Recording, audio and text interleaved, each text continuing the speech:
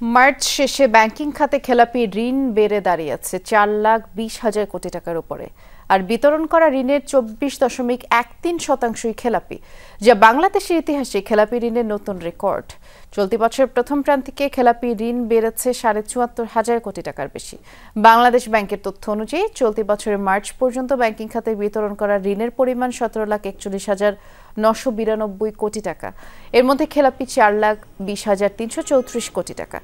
রাষ্ট্রায়ত্ত বাণিজ্যিক ব্যাংকের বিতরণ করা ঋণের প্রায় অর্ধেকই খেলাপি। আর মার্চ পর্যন্ত রাষ্ট্রায়ত্ত বাণিজ্যিক ব্যাংকগুলো ঋণ দিয়েছে 3,19,000 কোটি টাকার কিছু বেশি।